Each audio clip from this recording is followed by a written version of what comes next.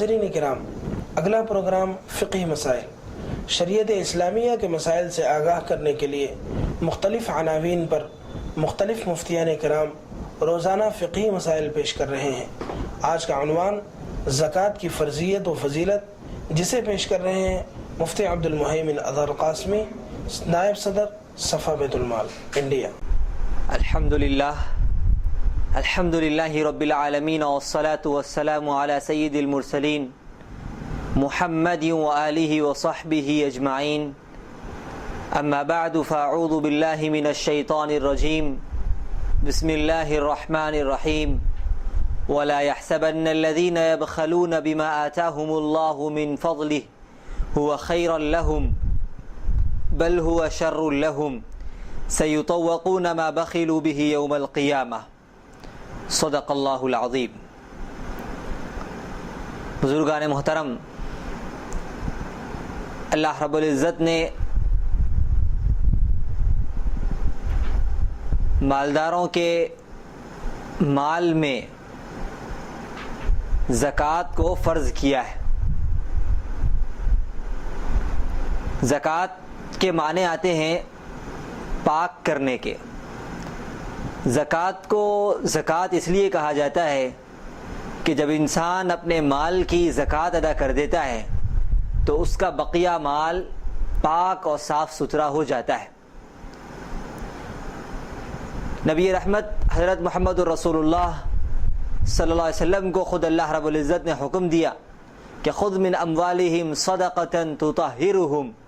وتزکیہم بہا وصلی علیہم، کہ نبی صلی اللہ علیہ وسلم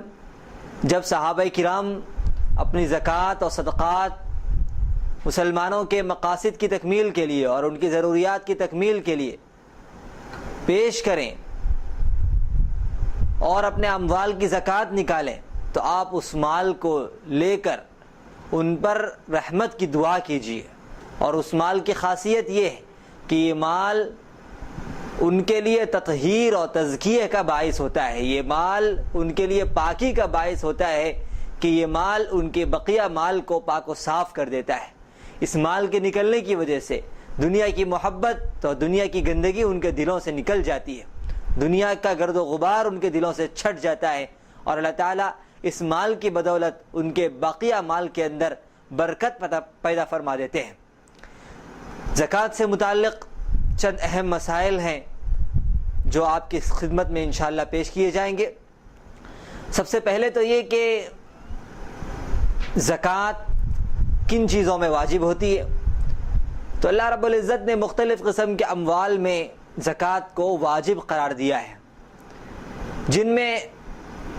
سب سے پہلے سونا، چاندی، روپیہ پیسہ، مال تجارت، شوقیہ پالے جانے والے جانور،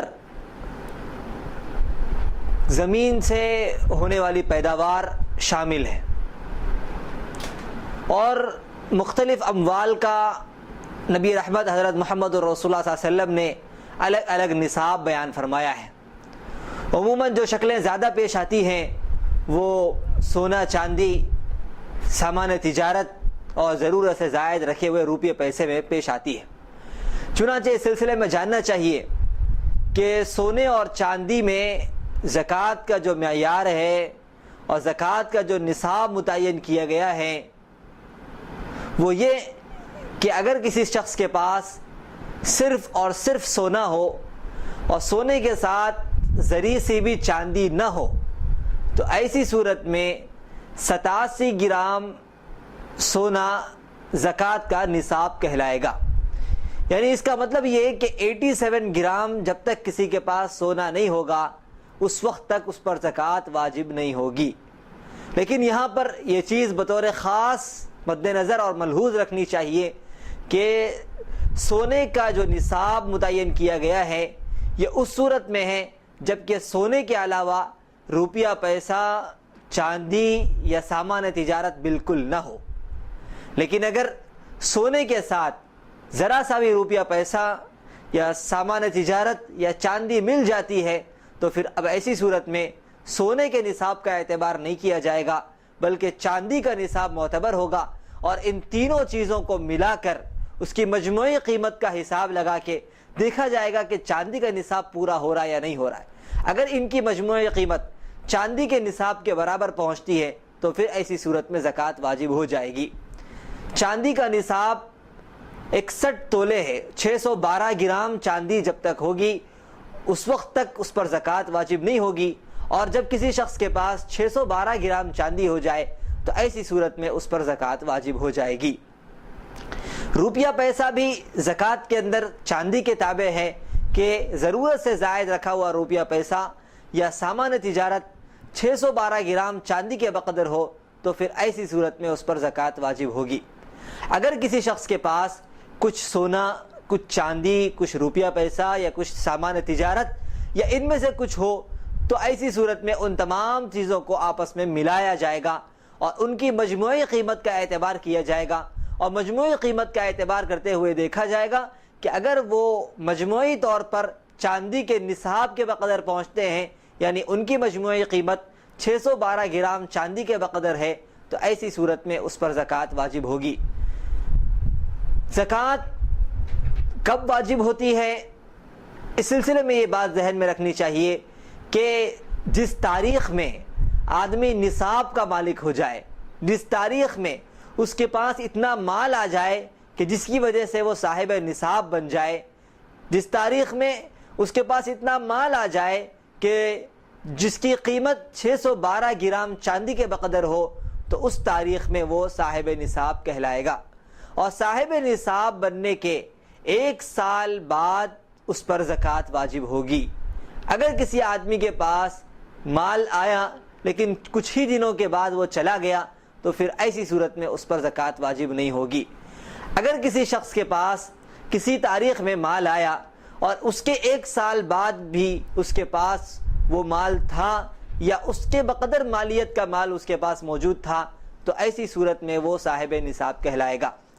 زکوٰۃ کے سلسلے میں ایک چیز یہ ذہن میں رہے کہ زکوٰۃ کا رمضان المبارک سے کوئی تعلق نہیں ہے۔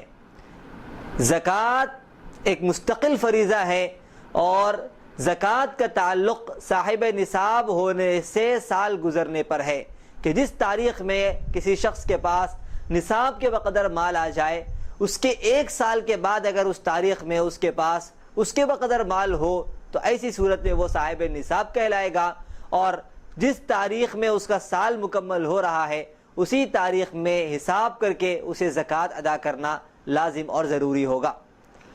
بہت سے لوگ زکوٰۃ کو رمضان کے ساتھ خاص کر لیتے ہیں اور ان کے ذہنوں میں یہ تصور ہوتا ہے کہ زکوٰۃ رمضان ہی میں ادا کی جا سکتی ہے یا زکوٰۃ کا ادا کرنے کا مہینہ ماہ رمضان المبارک ہی ہے۔ حالانکہ اللہ رب العزت نے زکوٰۃ کا ایک جو خاص نظام بنایا ہے، ہمیں چاہیے کہ ہم اس نظام کے سلسلے میں غور و فکر کریں کہ یہ کیسا پیارا نظام ہے۔ اللہ تعالیٰ نے زکوٰۃ کو رمضان کے ساتھ خاص نہیں کیا بلکہ زکوٰۃ کو مالدار بننے کی سال مکمل ہونے پر مخصوص کیا ہے، اور حکم دیا ہے کہ جس تاریخ میں سال مکمل ہو اس تاریخ میں انسان زکوٰۃ ادا کرے۔ چونکہ لوگ سال کے 12 مہینے مالدار بنتے ہیں، کوئی آج مالدار بنتا ہے تو کل کسی کے پاس نصاب کے بقدر مال آتا ہے تو پرسوں کوئی اور صاحب نصاب بنتا ہے۔ اس طریقے سے سال کے 12 مہینے لوگوں کے پاس مال آتا رہتا ہے اور کسی تاریخ میں کوئی صاحب نصاب بنتا ہے۔ اگر لوگ اپنے صاحب نصاب ہونے کے اعتبار سے اپنے مال کی زکوٰۃ ادا کرنے لگ جائیں تو پھر سال کے 12 مہینے ضرورت مندوں کی ضروریات کی تکمیل ہوتی رہے گی۔ لیکن اگر لوگ اپنی زکوٰۃ کو رمضان کے ساتھ خاص کر لیں اور اس بات کا لزوم کر لیں کہ وہ صرف اور صرف رمضان ہی میں زکوٰۃ ادا کریں گے تو پھر سال کے بقیہ مہینوں میں ضرورت مندوں کی ضروریات کی تکمیل بڑی مشکل سے مکمل ہوگی، اور رمضان کے مہینے میں اگر سب کے سب زکوٰۃ ادا کرنے لگ جائیں تو وہ شخص جو ضرورت مند نہیں ہے یا ضرورت مند تو ہے لیکن اتنے زیادہ کا ضرورت مند نہیں ہے، وہ اپنی ضرورت سے زیادہ رمضان میں حاصل کر لے گا۔ یہی وجہ ہے کہ رمضان کے مہینے میں بہت سے خود ساختہ ایسے لوگ شہروں کی طرف آ جاتے ہیں اور شہروں کا رخ کرنے لگتے ہیں جن کا پیشہ گداگری کا ہوتا ہے، اور وہ مالدار ہونے کے باوجود، وہ خود صاحب استطاعت ہونے کے باوجود زکوٰۃ کی رقم بڑی کثرت کے ساتھ حاصل کرتے ہیں اور مالدار لوگوں کے سامنے یہ پیش نظر رہتا ہے کہ ہمیں اس مہینے میں اپنی زکوٰۃ ادا کرنی ہے، چنانچہ جو شخص ان کے پاس مانگنے آتا ہے وہ بغیر کسی تحقیق کے اپنی زکوٰۃ کی رقم ان کے حوالے کر دیتے ہیں۔ یہ بڑے افسوس کی بات ہے کہ لوگ زکوٰۃ کی رقم کے ادا کرتے ہوئے اس بات کو بالکل ضروری نہیں سمجھتے یا اس جانب بالکل توجہ نہیں دیتے کہ ہمارا یہ زکوٰۃ کا پیسہ اور ہماری جانب سے ادا کی جانے والی یہ زکوٰۃ کی رقم کن لوگوں کے ہاتھ میں جا رہی ہے، کیا واقعتاً وہ اس مال کے مستحق ہے یا نہیں ہے۔ بڑے افسوس کی بات ہے کہ لوگ اس سلسلے میں کچھ وقت نکالنا، کچھ تحقیق کرنا اور اس سلسلے میں کسی قسم کی کوئی زحمت گوارا کرنا بالکل برداشت نہیں کرتے، حالانکہ زکوٰۃ کے علاوہ ہم دیگر فرائض ادا کرتے ہیں اور ان فرائض کے ادا کرنے کے لیے ہم الحمدللہ بڑا اہتمام کرتے ہیں۔ نماز کے لیے ہم وقت کا اہتمام کرتے ہیں، وقت کی رعایت کرتے ہیں اور نماز کو اس کے اوقات میں ادا کرتے ہیں۔ روزے کے لیے ہم کافی جد و جہد کرتے ہیں اور اوقات کا لحاظ کرتے ہوئے روزے کی تکمیل ہم کرتے ہیں۔ حج کے لیے دور دراز کے علاقے کا ہم سفر کرتے ہیں اور بڑی محنت و مشقت کے بعد ہم سفر حج کی تکمیل کرتے ہوئے اس سعادت کو حاصل کرتے ہیں۔ لیکن جب زکوٰۃ کا مسئلہ آتا ہے تو زکوٰۃ کے ادا کرنے کے سلسلے میں نہ ہم تاریخ کا لحاظ رکھتے ہیں، نہ مستحقین کی تحقیق کی کوئی پرواہ کرتے ہیں، بلکہ ایک عجیب انداز میں جو مستحق ہمیں نظر آتا ہے ہم اپنے زکوٰۃ کے مال کو اس کے ہاتھ میں رکھ دیتے ہیں۔ حالانکہ ہمیں چاہیے کہ اس سلسلے میں اپنے آپ کو بیدار کیا جائے اور اس بات کی تحقیق کی جائے کہ ہمارا یہ زکوٰۃ کا مال کن لوگوں کے ہاتھ میں پہنچ رہا ہے اور وہ جن لوگوں کے ہاتھ میں پہنچ رہا ہے وہ اس کے مستحق بھی ہے یا نہیں ہے۔ بہرحال زکوٰۃ کے سلسلے میں یہ بات ذہن میں رکھنی چاہیے کہ زکوٰۃ جو واجب ہوتی ہے وہ سال کے مکمل ہونے پر واجب ہوتی ہے۔ اب ایک سوال یہاں پر یہ ہے کہ ایک آدمی ہے جو مثال کے طور پر 10 محرم الحرام کو صاحب نصاب بنتا ہے، نصاب کے بقدر مال 10 محرم الحرام کو اس کے پاس آتا ہے،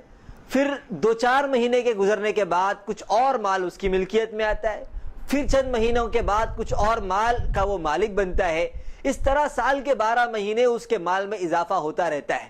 اب اگلے سال جب 10 محرم ہوگا تو اب 10 محرم کو وہ کتنے مال کی زکوٰۃ ادا کرے گا؟ کیا ہر مال کا الگ الگ حساب کرے گا کہ جو مال 10 محرم کو آیا ہے اس کی زکوٰۃ 10 محرم کو، اور جو مال جو 10 سفر کو آیا ہے اس کی زکوٰۃ 10 سفر کو، اور جو مال 15 ربیع الاول کو آیا اس کی زکوٰۃ 15 ربیع الاول کو؟ کیا اس طریقے سے زکوٰۃ کا کیلکولیشن کیا جائے گا اور ہر مال پر الگ الگ سال کا گزرنا ضروری ہوگا یا نہیں؟ تو اس سلسلے میں یہ بات ذہن میں رہے کہ زکوٰۃ کی ادا کرنے کے لیے ہر مال پر الگ الگ سال کا گزرنا ضروری نہیں ہے،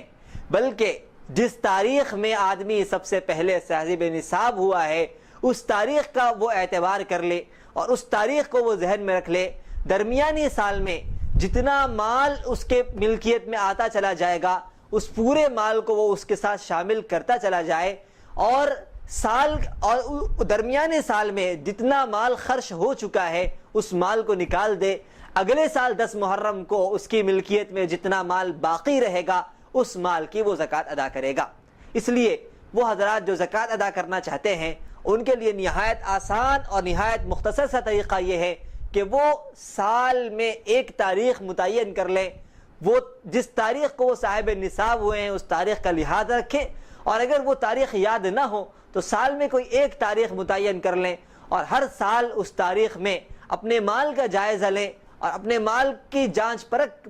اپنے مال کا مکمل حساب کریں۔ ان کی ملکیت میں جتنا سونا ہے اس کو جمع کر لیں، جتنی چاندی ہے اس کا ٹوٹل کر لیں، جتنا پیسہ ضرورت سے زائد جتنا روپیہ پیسہ رکھا ہوا ہے اس پیسے کو اس میں شامل کر لیں۔ اگر تاجر ہے تو تجارت میں جو مال لگا ہوا ہے اس مال کو شامل کر لیں۔ اگر کسی کو قرض دیے ہوئے ہیں تو جو رقم ہم نے دوسروں کو قرض کے طور پر دی ہے وہ قرض کی رقم اگر واپسی کی امید ہو تو اس رقم کو بھی جمع کر لیں۔ اگر ہم نے بینک میں کوئی رقم جمع کر رکھی ہے تو اس کو بھی اس میں شامل کر لیں، اور ان تمام چیزوں کا ٹوٹل کر کے ٹوٹل میں 2.5 بطور زکوٰۃ یہ ادا کریں۔ 2.5 کا مطلب ہوتا ہے کہ 1 لاکھ میں 2,500، 100 روپے میں 2.5 روپے، کل مال کا 2.5 بطور زکوٰۃ کی ادا کرنا لازم اور ضروری ہے، اور اسی 2.5 کو 40واں حصہ کہا جاتا ہے۔ سونا، چاندی، روپیہ پیسہ، سامان تجارت ان تمام چیزوں کے سلسلے میں زکوٰۃ کا یہی حکم ہے کہ ان تمام کو جمع کر لیا جائے اور اس کی قیمت کا اعتبار کر لیا جائے اور بطور زکوٰۃ کے 40واں حصہ اس کا ادا کرے۔ زکوٰۃ کے سلسلے میں ایک بات ذہن میں رہے کہ بینک میں اگر کسی شخص نے فکس ڈپازٹ کروا رکھا ہے تو اگرچہ فکس ڈپازٹ کروانا جائز نہیں ہے اور فکس ڈپازٹ سود کی ایک واضح شکل ہے، لیکن اگر نادانی کی بنیاد پر کوئی شخص فکس ڈپازٹ کیا ہوا ہے تو اس رقم پر بھی زکوٰۃ کا ادا کرنا لازم اور ضروری ہے۔ قرض کے سلسلے میں یہ بات ذہن میں رہے کہ اگر ہم نے کسی کو قرض دیا ہے تو اس کی دو صورتیں ہیں، یا تو اس قرض کی واپسی کی امید ہے یا اس قرض کے واپسی کی امید نہیں ہے۔ اگر اس قرض کے واپسی کی امید نہیں ہے تو پھر اس پر زکوٰۃ بھی واجب نہیں ہوگی، اور اگر اس قرض کے واپسی کی امید ہے تو ایسی صورت میں اس کے زکوٰۃ ادا کرنے کی دو صورتیں ہیں۔ ایک تو یہ کہ ہر سال اس کی زکوٰۃ ادا کی جائے، اور دوسری شکل یہ ہے کہ جب تک وہ قرض وصول نہ ہو اس وقت تک اس کی زکوٰۃ ادا نہ کریں، جب وصول ہو جائے تو سابقہ تمام سالوں کی زکوٰۃ ادا کرنا اس پر ضروری ہوگا۔ مثال کے طور پر کسی شخص نے دوسرے کو 1 لاکھ روپے بطور قرض کے دیے، 5 سال کے بعد وہ 1 لاکھ روپے واپس وصول ہوئے، تو وصولی کے بعد 5 سال کے اس 1 لاکھ پر گزشتہ 5 سالوں کی زکوٰۃ ادا کرنا اس پر لازم اور ضروری ہوگا۔ زکوٰۃ کے سلسلے میں یہ بات ذہن میں رہے کہ اموال تجارت میں جو زکوٰۃ واجب ہوگی وہ اس صورت میں ہوگی جبکہ وہ مال تجارت کا ہو، وہ مال بیچنے کا ہو۔ اگر کوئی شخص کاروبار کرتا ہے لیکن اس کے پاس جو سامان رکھا ہوا ہے وہ سامان فروخت کا نہیں ہے، بلکہ اس سامان کی وجہ سے وہ اپنے نفع کی چیزیں پیدا کرتا ہے اور وہ چیزیں اس کے پاس فروخت ہوتی ہے، تو اس سامان پر زکوٰۃ واجب نہیں ہوگی۔ مثال کے طور پر کسی شخص کی کوئی کمپنی ہے، اس کمپنی میں مختلف قسم کی مشینیں ہیں اور وہ مشینیں بیچنے کے لیے نہیں رکھی گئی ہیں بلکہ ان مشینوں سے استفادہ کرتے ہوئے مختلف قسم کا مال اس میں پیدا کیا جاتا ہے اور تیار کیا جاتا ہے اور اس مال کو فروخت کیا جاتا ہے، تو جو مال فروخت کے لیے تیار ہوتا ہے اس مال پر زکوٰۃ واجب ہوگی، مشینوں کی ملکیت پر اور مشینوں کی مالیت پر زکوٰۃ واجب نہیں ہوگی۔ اسی طرح دکان میں موجود وہ تمام چیزیں جو زینت کے لیے، شو کے لیے رکھی گئی ہیں اور اس کا مقصد ان چیزوں کو بیچنا نہیں ہے، ان چیزوں پر بھی زکوٰۃ واجب نہیں ہوگی۔ شیئرز کے سلسلے میں ایک بات ذہن میں یہ رہے کہ اگر ہم نے کسی کمپنی کا شیئر خریدا ہے تو شیئر کے خریدنے میں یہ بات ملحوظ رہے کہ ہم جس کمپنی کا شیئر خرید رہے ہیں اس کمپنی کے سلسلے میں ہمیں یہ بات معلوم ہو کہ وہ ہمارے اس روپیے پیسے کا انویسٹمنٹ کن چیزوں میں کر رہی ہے، وہ اس سے کیا چیزیں تیار کر رہی ہیں، اور دوسری بات یہ ہے کہ جو پروڈکٹ وہ تیار کر رہی ہے وہ حلال ہے یا نہیں ہے۔ اس تمام تحقیق کے بعد اگر یہ ثابت ہو جائے کہ ہمارے اس رقم کا استعمال حلال چیزوں کے اندر ہو رہا ہے اور نفع و نقصان میں ہمیں برابر کا شریک کھڑایا جا رہا ہے، تو ایسی صورت میں اس کمپنی کا شیئر خریدنا جائز ہے اور شیئر ہولڈر اپنے شیئر کے حساب سے اپنی زکوٰۃ ادا کرے گا، یعنی جس قدر اس کا روپیہ بطور شیئر کے اس تجارت کے اندر لگا ہوا ہوگا اس روپے کی مالیت پر وہ زکوٰۃ ادا کرے گا۔ زکوٰۃ کے سلسلے میں ایک بات یہ بھی ذہن میں رہے کہ زکوٰۃ کی ملکیت کے اندر ہر شخص کا الگ الگ حساب کیا جائے گا۔ زکوٰۃ کا حساب پورے گھر میں مجموعی طور پر نہیں کیا جائے گا، یعنی ایسا نہیں ہوگا کہ ایک گھر میں باپ، بیٹا، بیوی، بھائی، بہن وغیرہ رہتے ہوں اور جب زکوٰۃ ادا کرنے کا مسئلہ آئے تو سب کے مال کو جمع کر لیا جائے اور اس سب کا ٹوٹل کر کے نصاب کا اعتبار کیا جائے، ایسا نہیں ہوگا، بلکہ زکوٰۃ کے سلسلے میں ہر شخص اپنی ملکیت کا الگ الگ مالک ہوگا اور اس کی ملکیت کا علیحدہ علیحدہ حساب کیا جائے گا۔ چنانچہ شوہر کی ملکیت میں جتنی چیزیں ہیں اس کا حساب الگ ہوگا، بیوی کی ملکیت میں جتنی چیزیں ہیں اس کا حساب الگ ہوگا، بیٹے کی ملکیت میں جتنی چیزیں ہیں اس کا حساب الگ ہوگا، بیٹی کی ملکیت میں اور باپ کی ملکیت میں جتنی چیزیں ہیں ان کا حساب الگ ہوگا۔ زکوٰۃ کے سلسلے میں مختلف افراد کی ملکیتوں کو ایک جگہ جمع نہیں کیا جائے گا۔ قرض کے سلسلے میں نے یہ بات بیان کی کہ اگر ہم نے کسی کو قرض دیا ہے تو ایسی صورت میں اس پر زکوٰۃ واجب ہوگی۔ اب مسئلہ یہ ہے کہ اگر ہم نے کسی سے قرض لیا ہوا ہے تو ایسی صورت میں ہمارا جو کل مال ہے اس کل مال میں سے جتنا ہم نے قرض لیا ہے اس کے بقدر مال کم کر دیا جائے گا، منہا کر دیا جائے گا، اور جو رقم باقی بچی ہے اس میں زکوٰۃ ادا کی جائے گی۔ مثال کے طور پر ایک شخص تجارت کرتا ہے اور تجارت میں اس نے 10 لاکھ روپے لگائے ہوئے ہیں اور اس کے پاس ایک 4 لاکھ روپے ضرورت سے زائد رکھے ہوئے ہیں، تو اس طریقے سے یہ شخص 14 لاکھ روپے کا مالک ہوا۔ لیکن دیکھا جائے گا، لیکن یہ شخص جو 8 لاکھ روپے 9 لاکھ روپے کا مقروض ہے، تو ایسی صورت میں اس 14 لاکھ روپے میں سے 8 یا 9 لاکھ روپے جو بطور قرض اس نے کسی سے لیے ہیں یہ رقم منہا کر دی جائے گی اور بقیہ رقم پر وہ زکوٰۃ ادا کرے گا۔ جو رقم ہم نے دوسروں سے بطور قرض کے لی ہے اس رقم پر زکوٰۃ واجب نہیں ہوگی اور اس رقم کو کل مال سے نکال کر بقیہ رقم پر زکوٰۃ ادا کرنا لازم اور ضروری ہوگا۔ اس سلسلے میں ایک سوال یہ بھی ہے کہ اگر بطور رہن کے ہماری کوئی چیز کسی کے پاس رکھی ہوئی ہے تو ایسی صورت میں اس مال پر زکوٰۃ واجب نہیں ہوگی، نہ رہن رکھنے والے پر نہ رہن رکھانے والے پر، دونوں پر بھی اس مال میں زکوٰۃ واجب نہیں ہوگی۔ اسی طرح ڈپازٹ کے طور پر جمع شدہ رقم کا بھی یہی مسئلہ ہوگا کہ اگر کسی گھر کے کرائے پر لیتے ہوئے ہم نے کوئی رقم بطور ضمانت کے بطور ڈپازٹ کے رکھوائی ہے مالک مکان کے پاس، تو ایسی صورت میں اس مال پر بھی زکوٰۃ واجب نہیں ہوگی۔ ایک مسئلہ عموماً پیش آتا ہے چٹھی کا کہ ہم نے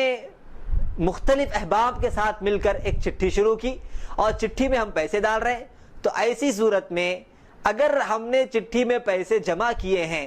تو جتنے پیسے ہم نے چٹھی میں جمع کیے ہیں وہ قرض کے حکم میں ہوں گے، یعنی اگر اب تک ہماری چٹھی نہیں اٹھی ہے تو جتنے پیسے ہم نے جمع کیے ہیں اس کا مطلب یہ ہوگا کہ ہم نے اتنے پیسے بطور قرض کے دوسروں کو دیے ہیں، اور اگر ہماری چٹھی پہلے اٹھ چکی ہے اور ابھی پوری رقم ہم نے جمع نہیں کی تو جتنی رقم اب تک ہم نے جمع نہیں کی ہے اس کا مطلب یہ ہوگا کہ اتنے پیسے ہم نے دوسروں سے بطور قرض کے حاصل کیے ہیں۔ تو ایسی صورت میں جو ہمارا کل مال ہے اس کل مال میں سے جتنی رقم ابھی ہمیں ادا کرنی باقی ہے اور ہم نے چٹھی اٹھا لی ہے اتنی رقم کل مال میں سے کم کر لی جائے گی اور کل مال میں سے اتنی رقم منہا کر دی جائے گی۔ جائیداد پر زکوٰۃ کے سلسلے میں یہ بات ذہن میں رہے کہ زمین اور جائیداد پر جو زکوٰۃ واجب ہوتی ہے وہ اس صورت میں ہے جبکہ زمین اور جائیداد فروخت کرنے کی نیت سے خریدی گئی ہو۔ اگر زمین اور جائیداد کو فروخت کرنے کی نیت سے نہیں خریدا گیا بلکہ اپنی ملکیت میں رکھنے کے لیے یا گھر بنانے کے لیے یا گھر بنا کر کرائے پہ دینے کے لیے اگر کوئی زمین یا جائیداد خریدی گئی تو ایسی صورت میں اس زمین یا جائیداد پر زکوٰۃ واجب نہیں ہوگی۔ اسی طرح رہائش کے جو مکان ہوتے ہیں یا گاڑیاں جو ہوتی ہیں یا کپڑے ہوتے ہیں یا سونے اور چاندی کے علاوہ کے جو زیورات ہوتے ہیں اگر یہ فروخت کرنے کے لیے نہ ہو بلکہ محض زیب و زینت کے لیے یا استعمال کے لیے یا کسی اور مقصد کے لیے ہو تو ایسی صورت میں زکوٰۃ واجب نہیں ہوگی۔ سونے اور چاندی کے علاوہ جتنے زیورات ہیں چاہے وہ کتنی قیمتی ہوں اگر وہ بیچنے کے لیے اور فروخت کرنے کے لیے نہیں ہیں تو ایسی صورت میں اس پر بھی زکوٰۃ واجب نہیں ہوگی۔ یہ زکوٰۃ سے متعلق چند اہم مسائل آپ کے سامنے بیان کیے گئے، انشاءاللہ موقع بموقع مزید مسائل آپ کے سامنے پیش کیے جاتے رہیں گے۔ اللہ تعالیٰ سے دعا ہے کہ اللہ تعالیٰ ہمیں ان مسائل کو سمجھنے والا اور ان پر عمل کرنے والا بنائے۔ آمین وآخر دعوانا الحمدللہ رب العالمین۔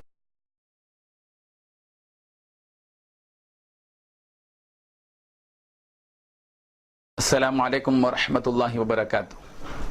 صفا بیت المال educational welfare and charitable trust ایک فلاحی رفاہی اور خیراتی ادارہ ہے اور اللہ کے فضل و کرم سے 20 سے زائد شعبجات ہیں جس میں الحمدللہ اللہ تبارک و تعالیٰ گزشتہ 7 سالوں سے مختلف کام لے رہے ہیں۔ سرما کے موسم میں بلانکٹس کی تقسیم ہے، گرما کے موسم میں دواخانوں میں عثمانیہ دواخانہ اور نیلوفر ہاسپٹل میں بیماروں اور تیمارداروں کو پانی پلانے کا معاملہ ہے۔ دینی گرمائی کورس کے سنٹرز کے ذریعے غریب طلباء کو جو اسکولوں میں تعلیم حاصل کرتے ہیں چھٹیوں کے موقع پر 40 روزہ کورس کے ذریعے سے دینی معلومات فراہم کرنا ان کی تعلیم اور تربیت کا مسئلہ ہے۔ اور ماہ جون میں تعلیمی کٹس تقسیم کر کے غریب بچوں کو ان کے لیے تعلیمی kits, school bag, note book, rubber, pencil, sharpener, pain وغیرہ کی تقسیم کا مسئلہ ہے۔ رمضان المبارک کے موقع پر رمضان راشن تقسیم کا مسئلہ ہے۔ قربانی کے موقع پر قربانی کا گوشت غریب گھرانوں تک پہنچانے کا مسئلہ ہے، اور ماہانہ بیواؤں میں وظائف تقسیم کرنے کا مسئلہ ہے، اور روزانہ میڈیکل کیمپس کے ذریعے سے غریب بیماروں کے مفت علاج کا مسئلہ ہے، ڈینٹل کلینک ہے، حکومت کی اسکیموں سے متعارف کروانے کے لیے صفا ہیلپ لائن ہے۔ اس قسم کے بہت سی خدمات الحمدللہ صفا بیت المال سے جاری ہیں۔ ظاہر ہے کہ یہ ساری خدمات قوم کے لیے کی جا رہی ہیں، یہ قوم کے افراد ہی کے تعاون پر مبنی ہے، اور اللہ تبارک و تعالیٰ نے جن مالداروں کو سکت دی ہے، طاقت دی ہے، اللہ نے ان کو مال دیا ہے، اس مال میں کا ایک حق ہے غریبوں کا، مسکینوں کا، محتاجوں کا، تنگ دستوں کا، بیواؤں کا، مفلوک الحال افراد کا، یتیموں کا، اور غم میں مبتلا افراد کا، مصیبت زدہ افراد کا، مسافروں کا۔ اس لیے صفا بیت المال اہل خیر حضرات سے اس بات کی اپیل کرتا ہے کہ آپ ہر مہینے آپ اس صفا بیت المال کے ماہانہ ممبر بن جائیں، اور اس طرح کے آپ جو ہے صفا بیت المال کو ہر مہینہ 200، 300، 400، 500 یا روپے جو ہے ماہانہ تعاون فرمائیں۔ آپ کے یہ 100 روپے یا 200 روپے یا 300 روپے یہ معمولی نہیں ہے، قطرہ قطرہ دریا شبد، تھوڑی تھوڑی چیز آپ دیتے ہیں۔ اگر 5 آدمی مل کر 100 روپے دیتے ہیں تو یہی 500 روپے ایک بیوہ کے جو ہے چولہا جلنے کا ذریعہ بنتا ہے، اس کے معمولی راشن کے خریدنے میں ذریعہ بنتا ہے، یا اس کے علاج معالجے کے کام آ جاتا ہے۔ اور اگر آپ 500 روپے دیتے ہیں تو ایک بیوہ کو وظیفہ پہنچ جاتا ہے۔ اسی طرح اگر آپ جو ہے 100 روپے دیتے ہیں لیکن میڈیکل کیمپس قائم ہوتی ہے تو 100 روپے کی دوائیں ایک بیمار کو، شوگر کی بیمار کو یا بی پی کی بیمار کو مل جاتی ہیں، تو اس سے وہ دواؤں سے اس کا علاج ہوتا ہے، اس کی صحت باقی رہتی ہے۔ اسی لیے ہم اہل خیر حضرات سے اس بات کی درخواست کرتے ہیں کہ آپ ہمارے ممبر بن جائیں۔ صفا بیت المال حیدرآباد نے اس سلسلے میں ایک منظم نظام بنایا ہے، 9-10 افراد کو ممبر بنایا، نمائندہ رکھا گیا ہے، اور وہ آپ تک پہنچتے ہیں۔ جب آپ فون کرتے ہیں تو آپ ہر مہینہ آ کر آپ کے پاس سے وصول کر کے لے جاتے ہیں، آپ کو آ کر دینے کی بھی ضرورت نہیں ہے، ہمارے نمائندے آپ کے گھر پہنچ کر ہر مہینہ آپ سے 100، 150، 200 جو بھی آپ دیتے ہیں وصول کر لیتے ہیں، اور آپ کا باقاعدہ آپ جب ممبر بن جاتے ہیں تو آپ کا کوڈ اس میں ہو جاتا ہے، اور جو بھی رقم آپ دیتے ہیں اس پر پوری رسید دی جاتی ہے، اور رسید پر آپ کو تمانیت حاصل کرنے کے لیے ایک نمبر دیا جاتا ہے 9394419816 کا، جو اکاؤنٹنٹ صاحب کا نمبر ہے، اور آپ دی گئی رقم سے متعلق تمانیت حاصل کر سکتے ہیں کہ آپ جو رقم ہر مہینہ دے رہے ہیں وہ مرکز کو پہنچ رہی ہے یا نہیں پہنچ رہی ہے، اور پورے حسابات کو الحمدللہ مینٹین کیا جاتا ہے، آڈٹ کیا جاتا ہے، اور ٹیلی میں پورے کمپیوٹر میں آپ کے پورے دی ہوئی خدمت، دی ہوئے تعاون کا ڈاٹا موجود رہتا ہے۔ آپ کبھی بھی کسی بھی وقت میں ورکنگ ڈیز میں ایام کارکردگی میں آ کر آپ دیکھ سکتے ہیں کہ کس طرح منظم انداز میں کام ہو رہا ہے۔ آپ اس صفا بیت المال سے جڑ جائیے، اس کے ماہانہ ممبر بن جائیے۔ ظاہر ہے کہ غریبوں کی دعائیں انشاءاللہ آپ کو ملیں گی۔ جو حضرات اس کے ممبر بنے ہوئے ہیں ہم ان کے شکر گزار ہیں، اور جو ممبر نہیں بنے ہیں ہم ان سے اپیل کرتے ہیں کہ وہ صفا بیت المال سے جڑ جائیں، اس کار خیر میں آپ حصہ لیں۔ غریبوں کی دعائیں آپ کے ساتھ رہیں گی، آپ کے گھروں میں برکت کا یہ عمل باعث بنے گا۔ ہماری ضرورتیں تو پوری ہوتی ہی رہتی ہیں، ہمارا بچہ بیمار ہوتا ہے تو ہم کس قدر علاج کرتے ہیں، ایک غریب کا بچہ بیمار ہوتا ہے تو ظاہر بات ہے کہ وہ بھی ہماری ذمہ داری ہے۔ کتنی بیوائیں ایسی ہوتی ہیں بے سہارا جن کی ضرورتیں پوری ہو نہیں پاتی ہیں، ہم ان کے لیے وظائف جو جاری کرتے ہیں۔ تو اس لیے ہم اہل خیر حضرات سے درخواست کرتے ہیں کہ آپ صفا بیت المال کا دورہ کریں، آئیں، قریب سے دیکھیں یہ کیسا ادارہ ہے، کس انداز میں اور کس ڈھنگ میں منظم انداز میں اس کا کام ہو رہا ہے، آپ خود آ کر دیکھیں، تحقیق کریں، اس لیے کہ اس ادارے میں پوری شفافیت رکھی گئی ہے، اور الحمدللہ منظم انداز میں، مؤثر طریقے سے، مفید انداز میں یہ خدمات جاری ہیں۔ آپ اس کے ممبر بن جائیے۔ آپ اس کے ویب سائٹ پر بھی آپ دیکھیے، safabaitulmal.com پر safabaitulmal.com۔ آپ یوٹیوب میں بھی صفا بیت المال ٹائپ کیجئے، آپ کو پورے ویڈیوز آپ کو ملیں گے، کہاں کہاں ہماری کیا کیا خدمات انجام دی رہی ہیں، کس کس شعبے میں کام ہو رہا ہے، کن کن پہلوؤں پر ہماری نظریں ہیں، کہاں کہاں ہماری خدمات ہو رہی ہیں، یہ ساری چیزیں آپ کو مل پائیں گی۔ اس لیے ہم آپ سے درخواست کرتے ہیں کہ آپ اس کے ممبر بن جائیے، ماہانہ ممبر بن جائیے، اور اس طرح آپ ہمارے نمبر نوٹ کیجئے 24551314 24551319، اور نمبر نوٹ کیجئے 9394419820 9394419820۔ 21 یہ نمبرات ہیں. ان نمبرات میں جب بھی آپ فون کریں گے انشاءاللہ ہمارے نمائندے آپ تک پہنچ جائیں گے اور ہر مہینہ آپ سے انشاءاللہ وصول کرتے رہیں گے. اللہ تعالیٰ آپ حضرات کو جزائے خیر عطا فرمائے. آمین. وآخر دعوانا الحمدللہ رب العالمین. اللہ اللہ اللہ اللہ